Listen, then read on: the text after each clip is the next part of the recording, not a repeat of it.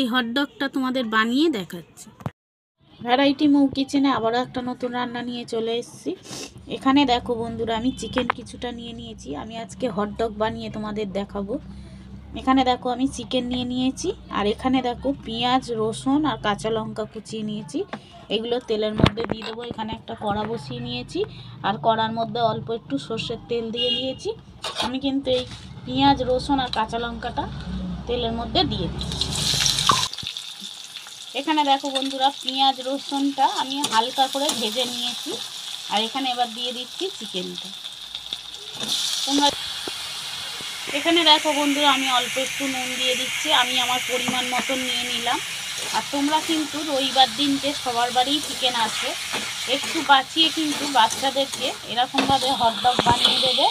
দেখবে বাচ্চারা কিন্তু খুবই খুশি হবে। পাউরুটি তো বাজারেই কিনতে পাওয়া যায়, তাই একটুখানি রবিবার দিনকে চিকেনটা 2-3 পিস তুলে রেখে তোমরা কিন্তু এরকম বাচ্চাদেরকে টিফিনে বলো বা অন্য সময় বলো বানিয়ে দেবে ঘরেই।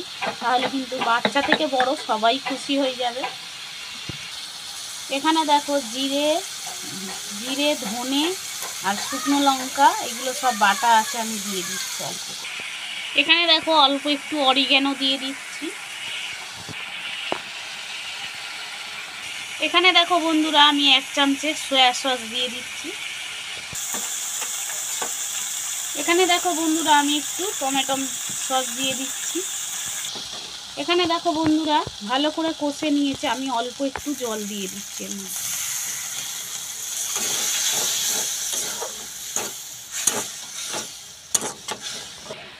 এখানে দেখো অল্প একটু ধনে পাতা দিয়ে দিচ্ছি। ধনে পাতাটা অবশ্যই দেবে, দিলে কিন্তু খেতে আরও ভালো লাগবে। এখানে দেখো ধনে পাতা দিয়ে দিয়েছি, আর আমি একটু নেড়ে চেড়ে একটু হয়ে গেলে নাবিয়ে নিয়ে তারপর এখানে দেখো বন্ধুরা, আমি হটডগের জন্য রুটিটা নিয়ে নিয়েছি। দেখতে পাচ্ছ এরকম লম্বা রুটি নিয়েছি হটডগের জন্য। এগুলো কিন্তু আমি কিনে এনেছি। আর যদি দেখতে চাও যে রুটি কিভাবে বানাতে হয়, আমি আমার চ্যানেলে আগেও একটা হটডগের রেসিপি দেওয়া আছে, তোমরা দেখতে পারো। ওটা রুটি সমেত আমি হটডগটা বানিয়েছিলাম, তোমরা চাইলে ওখানে দেখে নিতে পারো। এখানে দেখো বন্ধুরা, আমি চাটুর মধ্যে একটু বাটার দিয়ে দিচ্ছি। আমি বাটারটাকে ভালো করে আর চাটুটাতে একটুখানি লাগিয়ে নিচ্ছি। দেখতে পাচ্ছ বাটারটা পুরো গলে গেছে। এইবার কিন্তু এইখানে রুটিগুলোকে একটু সেঁকে নিতে হবে। এখানে দেখতে পাচ্ছ রুটিগুলোকে আমি এরকমভাবে সেঁকে নিচ্ছি।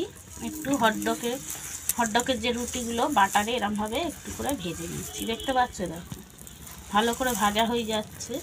আমি এরকম উল্টিও দিচ্ছি। একটু বাটার দিয়ে ভাজলে কি হয়, খেতে হটডগটা ভালো লাগে। এখানে দেখো বন্ধুরা, হটডগের রুটিটা আমি ভালো করে সেঁকে নিয়েছি। আর এই হটডগের রুটিগুলোকে আমি মাঝখান দিয়ে দেখো কেটে নেব। এরকমভাবে হটডগের রুটিটা ভালো করে কেটে নিতে হবে মাঝখান থেকে। দেখতে পাচ্ছ একটু ভাজাতে দেখতে পাচ্ছ একদম মচমচ হয়ে গেছে। কাটছি যখন দেখতে পাচ্ছ আওয়াজ হচ্ছে। এই রকম দেখো মাঝখান দিয়ে আমি ফাঁকা করে নিয়েছি। এইবার এর মধ্যে চিকেনগুলো দিয়ে দেব। এখানে দেখো আমি যে চিকেনটা কষে রেখেছিলাম আমি নাবিয়ে নিয়েছি, দেখাচ্ছিলাম। দেখো নাবিয়ে নিয়ে বললাম দেখাবো। দেখো নাবিয়ে নিচে একটু গেবি রেখেছি, কেননা এই হটডগ এটা গেবি দিলে খেতে ভালো হবে। আর এখানে দেখো আমি একটা হটডগ রুটিটাকে এরকমভাবে ফাঁক করে নিচ্ছি, এর মধ্যে এরকম করে করে ভরে দেবো। এখানে দেখতে পেলে কত সুন্দর হটডগটা বানিয়ে নিলাম আমি। এখানে দেখো কত সুন্দর হটডগটা বানিয়ে নিয়েছি। এইবার এর ওপর দিয়ে একটু করে সস দিয়ে দেব এরকমভাবে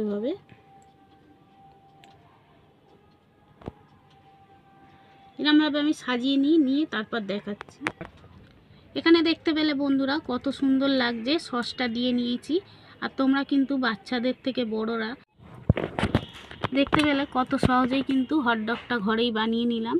তোমরা কিন্তু এরমভাবে ঘরে একবার হলেও বানিয়ে খেতে পারো, খেতে কিন্তু খুবই সুন্দর হয়। আর দেখতে পেলে কত সহজেই বানানো গেল। যদি এই ভিডিওটা একটুও ভালো লেগে থাকে তাহলে লাইক, কমেন্ট, শেয়ার, সাবস্ক্রাইব করে দিও। তোমরা সকলে সুস্থ থাকবে, ভালো থাকবে। আবারও একটা নতুন রেসিপি নিয়ে চলে আসবো। আজকের মতো টাটা।